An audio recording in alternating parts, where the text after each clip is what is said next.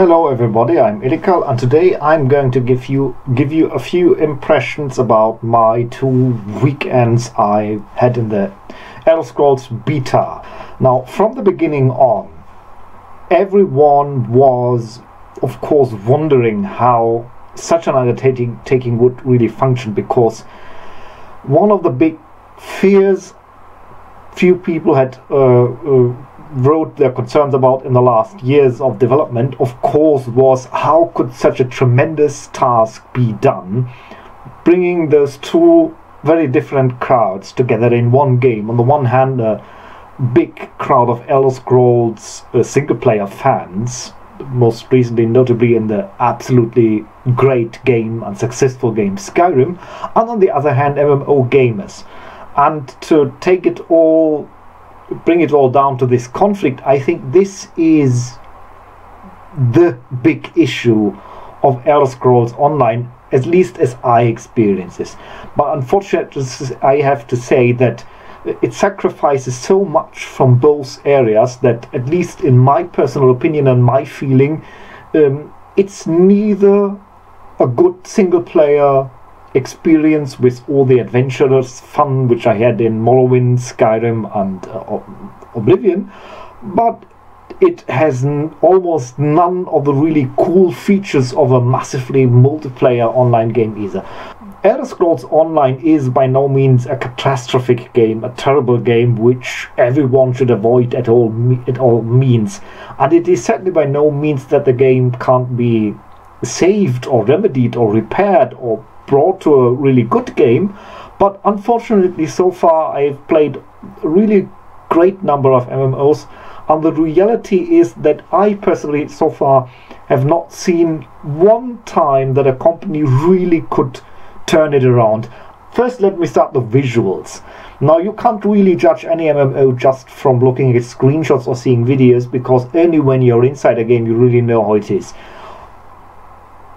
To a degree, I would say that Elder Scrolls is a good-looking game, but unfortunately, while the technical details about what you see, the big buildings, the wonderful landscapes, there is a certain soulless feeling in the landscape. I can't really place my finger on why I felt this way. The word generic is something that really came up in many previews and impressionettes. I can only agree to that term, that generic is something I really feel very strong of the landscapes and actually a lot of parts of Elder Scrolls Online. You see, one of the typical examples when I try to describe why I feel the landscapes and the visuals are generic is, take the cities and take the landscapes you walk in. Very often I was taking up the full game map every 5 or 10 seconds because I was constantly lost, and that is usually the case with somehow generic landscapes, because if you have a non-generic landscape you really can navigate by sight.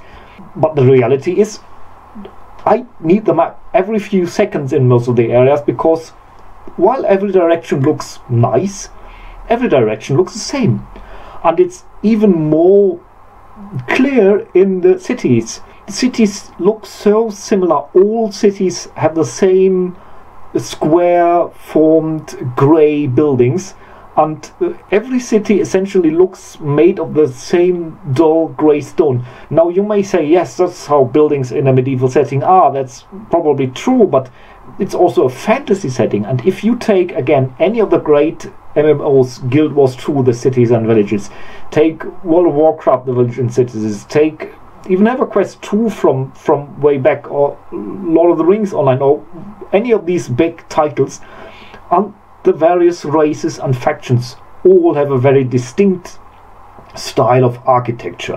One of the big aspects of Elder Scrolls Online is, of course, story. It is a little bit not so much like Star Wars: The Old Republic. You don't have a personal story based on your class, but you have a story very captivating, in my opinion. The stories behind the quests are, in my very personal opinion, one of the strong points of Elder Scrolls Online, at least if you're into such kind of cliche fantasy stories. Yes, the stories are relatively cliche, but then I think all fantasy stories are cheesy cliche stories to a degree.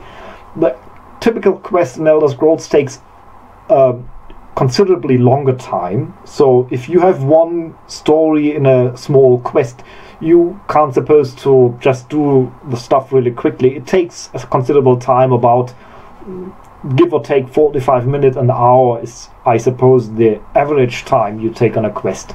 But the downside of all this, how you quest in Elder Scrolls, is you only can do this story quests. And the problem is, if you're not interested in these quests, either at all or for a time, there is not really an alternative way to level. In Star Wars The Old Republic it was very similar. Every single task there was to do, or most of the tasks there were to do, were putting you into the position where you had to listen to a long-winded story of every single absolutely not important NPC.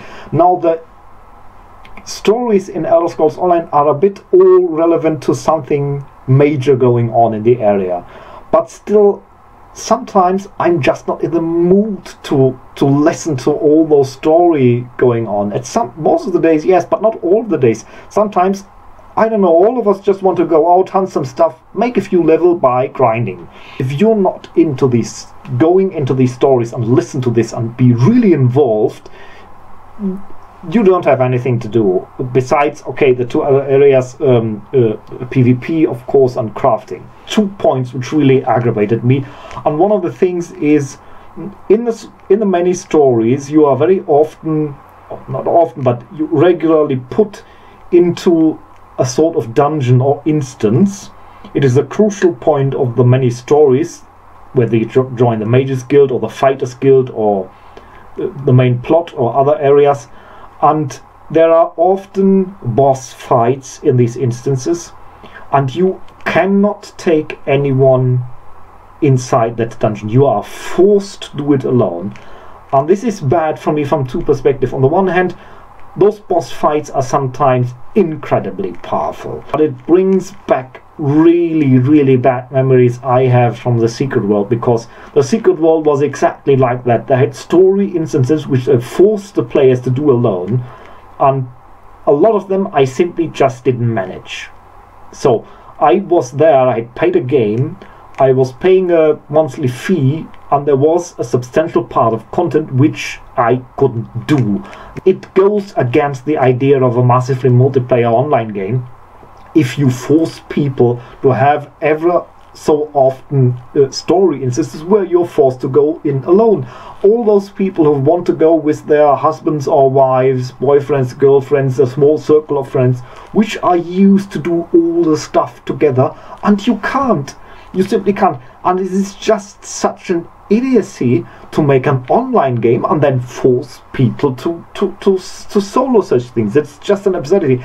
One of the major difficulties I have with Elder Scrolls is, and contrary to what other reviewers said, that for me it is way too much trying to be like Skyrim. It is way too much trying to be like a single player game, and many of the MMO conveniences and necessities are, I don't know, absent for purposeful reasons or because they didn't really think it was important. I don't know. I think they did this on purpose. And from my perspective, it would have been way, way better if ZeniMax would have just said, okay, we are making a standard MMO with some special ideas, but we're making a clear 100% massively multiplayer online game in the world of Tamriel. And it is not like Skyrim at all. It's just the Tamriel setting, and we're taking a full step into the MMO genre. And in my very personal opinion, that would have been way better. The entire user interface, the chat interface, is, I don't know, it's really stone aged. For instance, the way your backpack is assorted, it is in the same really cumbersome scroll down menu. And how in the world did they really put this cumbersome, horrible backpack interface from the Skyrim, from the Elder Scrolls single-player series into this game. This was absolutely the worst they could possibly do, just to make it look like Elder Scrolls. They put this scroll-down menu, which was always cumbersome and never really good.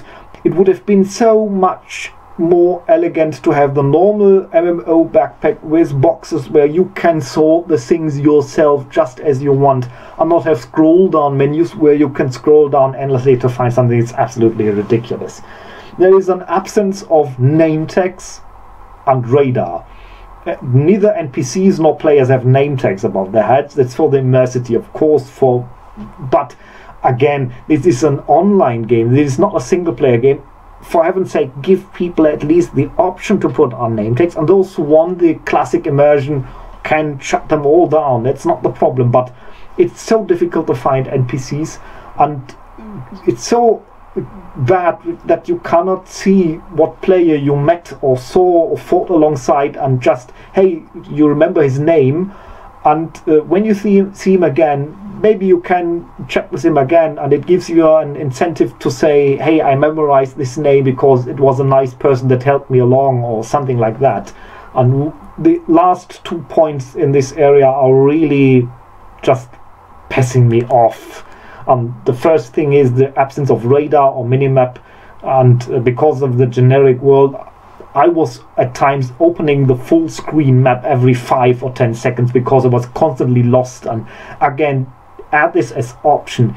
There is not really any reason to explore in Elder Scrolls Online, so the absence of a minimap is just absurd. And again, make it optional. People who don't want the minimap, they can deactivate it. But one thing that really grinds my gears is there is no auction horse. How can their OB be released in 2014 where there is no auction horse? The only thing they're going as a sort of replacement is guild trade houses. So you have to be in a guild, or you have to be in a large guild for it to make sense. What are they thinking about this? This is the absolute most ridiculous idea I've ever heard in the last few years about MMO development, to have no auction horse. Those are the convenience people are used to. If you play in Guild Wars 2, you have even the auction house ability to sell stuff everywhere. You can be in the darkest, deepest dungeon of hell, and you just open the auction house tab and you sell away all your stuff. Yes, it is not realistic. Yes, it is not really immersive, but it is such a wonderful convenience. And we go all the way 10 years back, or I don't know, to the earliest days of MMOs, to entirely eliminate the auction house, to have none of these conveniences which we were used to from the MMOs recently. And one of the big other points that really makes me angry is that they reintroduced stealing. If you are new relatively to the MMO genres, and if you entered with modern games like Guild Wars 2, it's something you may not be familiar. Stealing was, from the very earliest days of MMO gaming, when there was something to harvest, when there was a chest in the world, and when there were quest objectives, and someone took them before you, they were gone. And this is how it is in Elder Scrolls Online. And this is a catastrophe for the simple reason that, again, like in the early days of MMOs, players are now each other's enemies. And this is just so ridiculously old-fashioned. What purpose is that supposed to fulfill? There is no fun in putting players as enemies of each other. On the contrary, it is such a relaxing feeling in a game like Guild Wars 2, where you know nobody steals the iron that is in front of you. Nobody is stealing the chest that you have there. On the contrary, this so much added to the social feeling when everyone had the certainty that this was his or hers and nobody would take it away. Well, whereas for a few minor things like the prices are currently absolutely out of whack, I hope they deal with that, because the reality is you're getting almost nothing from quests and adventuring. I don't know, I saved one of the kings from one of the early regions, and all I got was, I don't know, 50 or 80 pieces of gold for saving the frigging king. Many of these quests have quest rewards like a sword or a plate armor, which you sell for, I don't know, 20 pieces of gold. And even the early starter armors cost 600, 800,000 pieces of gold. You never get the money to do this, and the only way to be reasonably equipped and geared is by crafting. And I'm sorry, not everyone wants to craft. So it's really a strange decision. Also, going back to the earliest design ideas of MMOs, is you get one reward. There is nothing to choose from. So if you decide to create a mage and you have light armor and you have staff and you are in an area where all the quests are giving heavy armor and swords and axes, you're essentially screwed, because all you get is trash which doesn't give money and which is entirely worthless. And this is just so old-fashioned. It was the case in my second MMO I played, EverQuest 2, and it was, I don't know, 8-9 years ago, and we really had evolved beside that. This is so absurd. Instead of offering something for everyone, something to choose from, something that you know, you really put effort into a mission, a quest, a task, and it rewards you with something. The looks of the armor is really nothing to write home. It is brown sackcloth robes or dull grey metal armor, and that's essentially it. I know we couldn't expect too fancy from Elder Scrolls, but there isn't even a dyeing system, so you can't individually take individual colors on your pieces of armor. And I'm sorry, that's so retro just for the sake of doing things old-fashioned. I don't understand this. Couldn't they at least give the opportunity for player to dye the armor, to make it a little bit more individual looking and making a little more personalized style? Unfortunately, I cannot say that the open PvP is a saving grace, for various reasons. For the first, the realm, the region of PvP is enormous. It's really gigantic. And while at the first moment you may think, hey, that's cool, the bigger the better, I'm not really sure that such a big realm can be filled with enough players and enough things going on.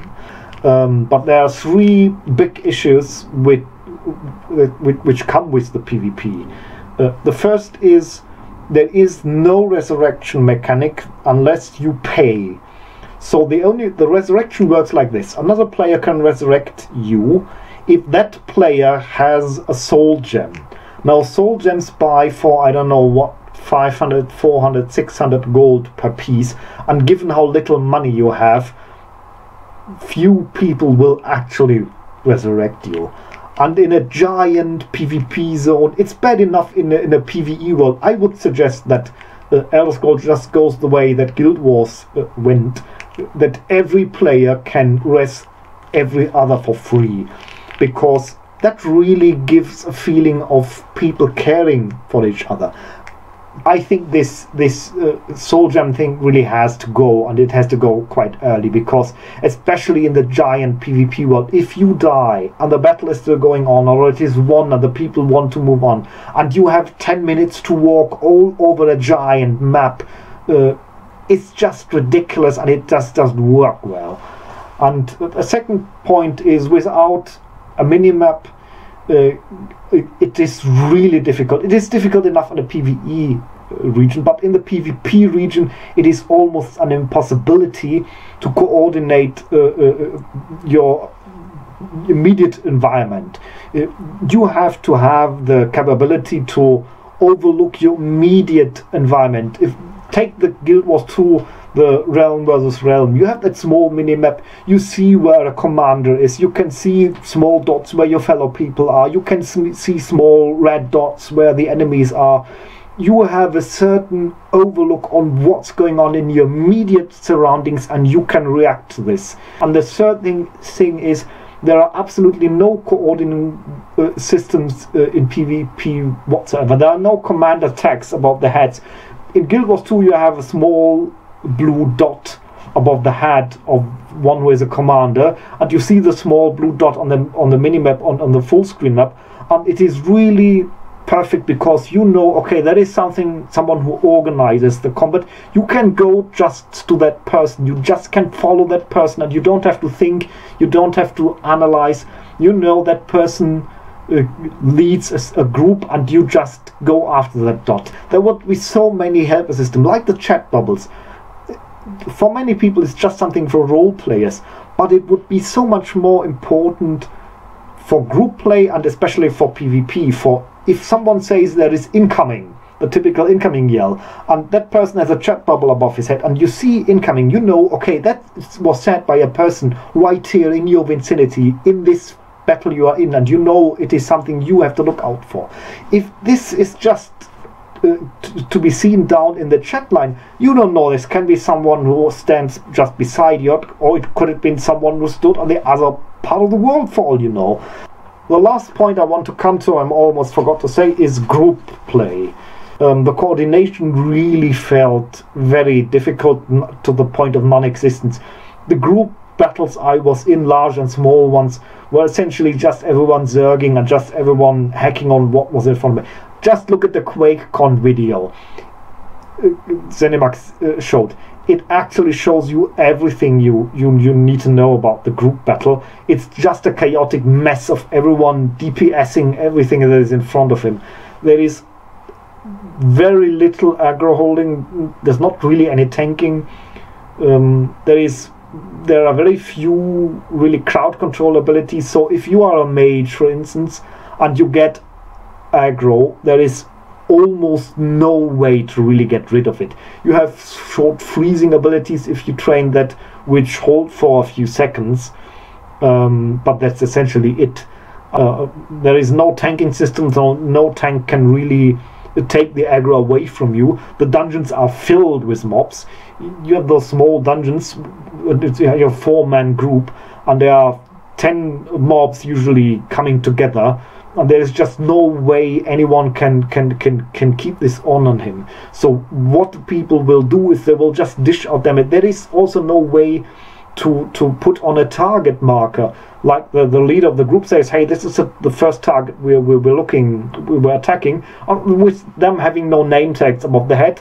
If all the NPCs and the group members are walking around, it is very difficult to really see what is what, and for anyone beside the most disciplined and focused players, group play will be a horrible, chaotic mess.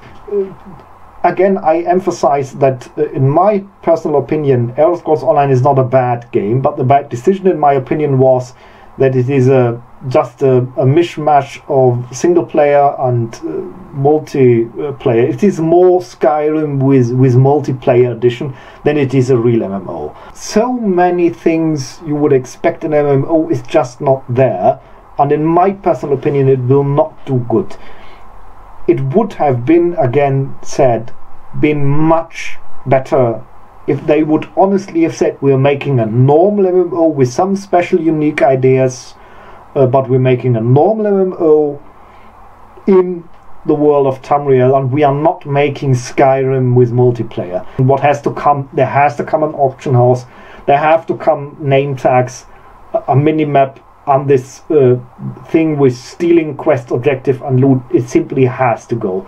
So I cannot recommend anyone to buy this at the moment. I say look at it, see how ZeniMax works with it. Of course there will be a lot of people who love it just as it is, and it's wonderful and fine, and I wish you luck and wish you the best, but I cannot see in any aspect that this online game is actually worth paying $60 and paying $15 a month.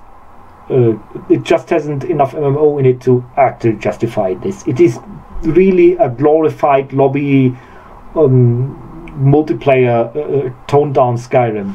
Those are my impressions, and this is my personal opinion, like it or not, but still let me hear what you're thinking about this, and wish you well.